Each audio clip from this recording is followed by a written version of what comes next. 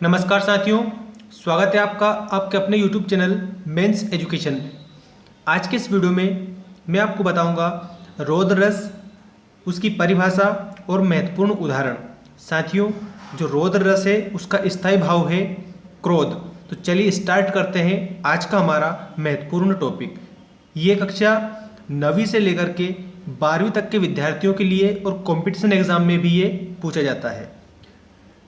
परिभाषा देखें, रोद रस किसे कहते हैं? जहां क्रोध नामक स्थायी भाव विभाव, अनुभव और संचारी भाव से पुष्ट होता हुआ रस दशा को प्राप्त होता है, वहां रोद रस होता है। साथियों, जहां पर क्रोध नामक स्थायी भाव विभाव, अनुभव और संचारी भाव से पुष्ट होता हुआ रस दशा को प्राप्त होता है, वहां पर रोद रस पाया जाता है। एक और जो परिभाषा है वो इस प्रकार है, जहां किसी अपकारी या शत्रु के प्रति क्रोध का वर्णन किया जाता है, वहां रोद रस होता है। जहां पर किसी अपकारी या शत्रु के प्रति क्रोध का वर्णन किया जाता है तो वहां पर रौद्र रस होता है। उदाहरण देखें,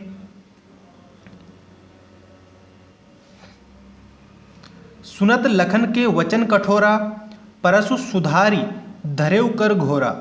अब जनि देव दोष मोहि लोगु, कट्टु वादी बालक वध जोगु। साथियों, इस उदाहरण के माध्यम से सुनत लखन के वचन कठोरा मतलब कि जो परशुराम जी है, उन्होंने लक्ष्मण जी के जो कठोर वचन सुने थे तो उनको क्रोध आ गया था। परसु सुधारे धरेउ कर घोरा, उन्होंने जो अपना परसा है वो उठा लिया था। अब जनि देव दोष मोहि लोगु, अब जो लोग हैं मेरे को दोष देंगे। कटुवादी बालक वध जोगु, इस कटुवाणी बोलने वाले बालक का अगर मैं वध कर दूंगा तो। अर्थात कहने का अर्थ क्या है कि लक्ष्मण जी के कारण उन्हें क्रोध आ गया था। तो जो ये उदाहरण है ये रोद रस का उदाहरण है। रोद रस का स्थायी भाव क्या है? क्रोध। इसके बाद में एक और उदाहरण देखें, ये भी काफ़ी प्रचलित उदाहरण है। जब अभिमन्यु की मृत्यु हो गई थी, सभी ने उनको घेर कर उनका वध कर दिया था, तो जो अर्जुन है उन्हें क्रोध आ गया था। तो उन्होंने श्री कृष्ण के सुन वचन अर्जुन क्रोध से जलने लगे, सब शोक अपना भूलकर करतल युगल मलने लगे। मतलब कि जो श्री कृष्ण के वचन सुनकर जो अर्जुन है उनको क्रोध आ गया था, वो अपना शोक भूलकर करतल युगल मलने लगे, मतलब कि हाथ मलने लगे थे। संसार देके अब हमारे शत्रु रण में मृत पड़े, मतलब कि उन्होंने कहा था कि अब संसार देखेगा कि हमारे जितने भी शत्रु हैं वो रण में मृत अवस्था में पड़े रहेंगे, क्योंकि वो गुस्सा हो गए थे। करते हुए ये घोषणा वे हो गए उठकर खड़े, उस काल मारे क्रोध के तन कांपने उनका लगा, मानो हवा के जोर से सोता हुआ सागर जगा। मुख बाल रवि सम लाल होकर, मतलब कि उनका जो मुख है वो लाल हो गया था। ज्वाल सा बोधित हुआ, प्रलयार्थ उनके मिस वहाँ क्या काल ही क्रोधित हुआ। ऐसा लग रहा था कि मानो स्वयं वहाँ पर काल क्रोधित हो गया है। ये अर्जुन ने घोषणा की थी कि अब हमारे जितने भी शत्रु हैं उनका मैं सर्वनाश कर दूंगा, मतलब कि क्रोध उनको आ गया था। अब इसमें देखें रस कौन सा है? रोद रस। स्थायी भाव है क्रोध। आश्रय, आश्रय है अर्जुन। आलंबन कौन है? कौरव। और उद्दीपन, मतलब कि उद्दीपन है अभिमन्यु का वध।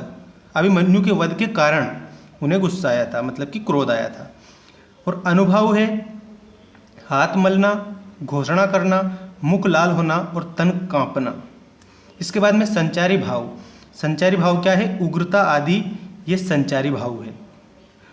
साथियों, ये था रोद रस, इसका स्थायी भाव है क्रोध।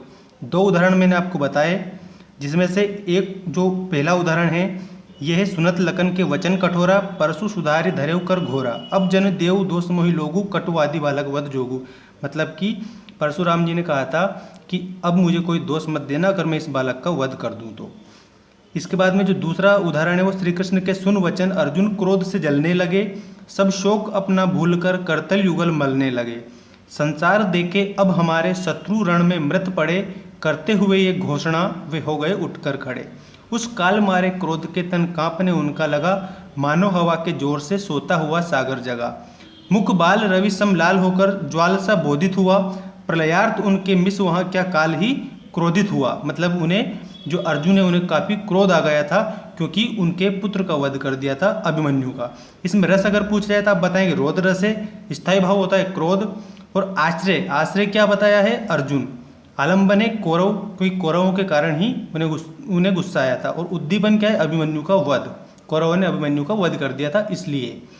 इसके बाद में अनुभव, अनुभव है हाथ मलना, घोषणा करना, मुख लाल होना, तन कांपना, और संचारी भाव है उग्रता आदि।